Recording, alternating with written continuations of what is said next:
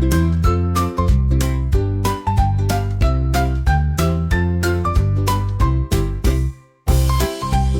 दिल से स्वागत और उनको प्यार भरा नमस्कार।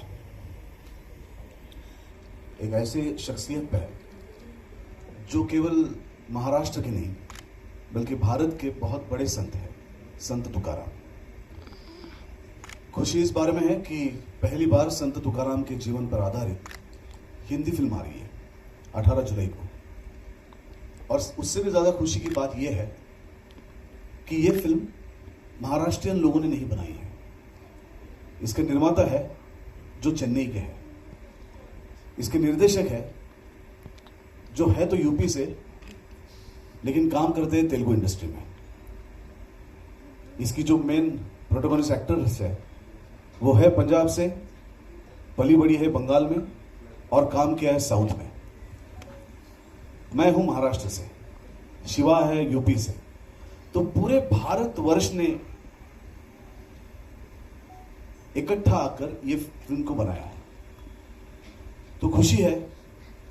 और सबसे खुशी इस बात की है कि फिल्म एक ऐसा माध्यम है जो लोगों को जोड़ता है, जैसे इस फिल्म ने जोड़ा है।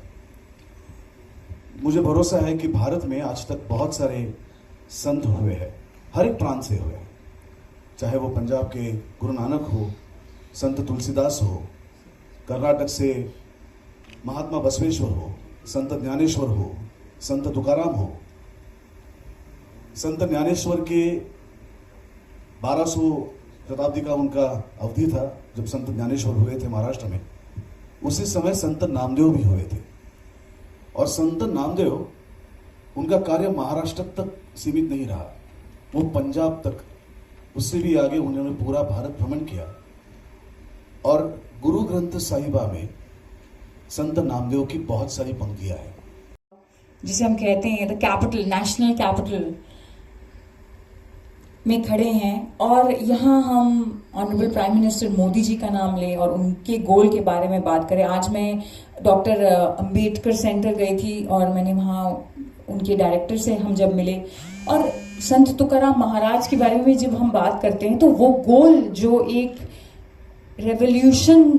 रेवोल्यूशनरी लीडर के अंदर में एक मिशन जो रहता है कि हमें एक बेटर सिविलाइजेशन क्रिएट करना है, हमें एक सोसाइटी क्रिएट करना है जहां पर एक अवेयरनेस हो इक्वालिटी की और नॉन डिस्क्रिमिनेशन, और स्पेशली जो कास्ट सिस्टम के लिए ये लड़े।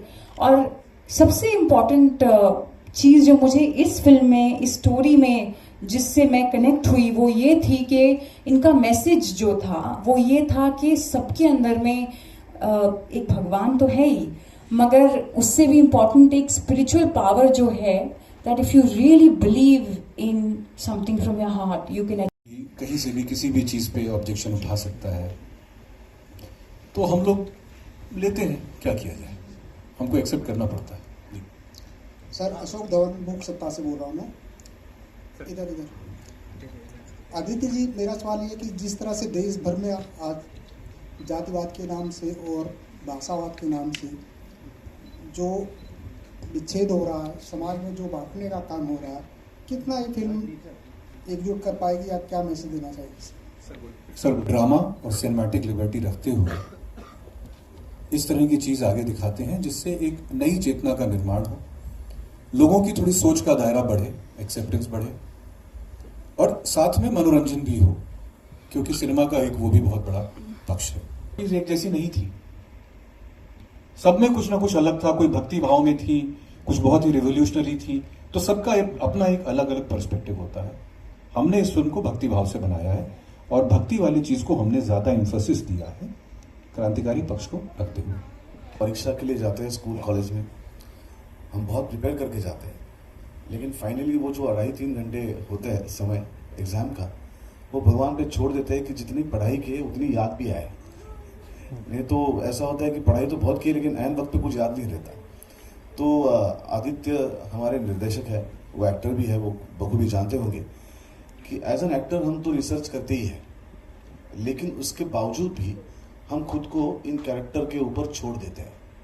हम उनको शरण जाते हैं कि हमें कुछ नहीं आता, हम बिल्कुल अक्लमंद हैं, तो आप जो भी करना है आप ही करवाएंगे। हम लोग उसी कैरेक्टर को आगे बढ़ाने के लिए हम एक साथ बात करते हैं, उसकी रिहर्सल करते हैं। जब हम वो कपड़े उतार कर पैकअप करके घर जाते हैं तब हमारी मस्ती शुरू होती है। लेकिन जब हमने ये कोल्हापुर में पहली बार शूट करी थी, अब जिस इलाके में हम लोग तुकाराम की शूटिंग कर रहे थे वो महाराष्ट्र का ऐसा इलाका है जहाँ पे बहुत खाने को अच्छा मिलता है। तो तुकाराम की जितनी भी टीम थी वो तो पहली बार महाराष्ट्र में घूम रहे थे, तो ये मेरी जिम्मेदारी थी कि मैं हर रोज उनको कहीं ना कहीं लेके जाता था और अच्छी अच्छी चीजें उनको खिलाता था। मेरा तो 3 अनुभव रहा है, एक सेट पे इनके साथ और एक ऑफ सेट जब शूटिंग खत्म हो जाता था, और अभी जैसे मेरी जो एक्सपीरियंस चल रही है पूरे प्रमोशन को लेके।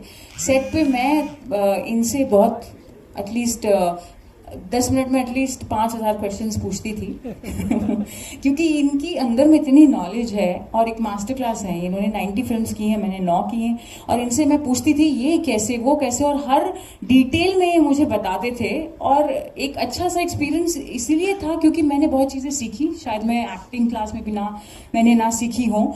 तो वो एक मेरे अंदर में हमेशा एक था। और एक जब शूटिंग सेट पे सबके साथ, आदित्य के साथ तो ये बहुत मतलब डेडिकेटेड, अपनी स्क्रिप्ट क्लियर विजन रहता था इनका क्या चाहिए हर एक्टर्स को लेके। तो वो एक मैजिक जो हम कहते हैं, जिसके लिए एक्चुअली हर एक एक्टर, हर एक कलाकार, जो इन्होंने कहा जादू, उसके लिए हम लिव करते हैं। वो मुझे लगता है सबसे अमेजिंग अनुभव।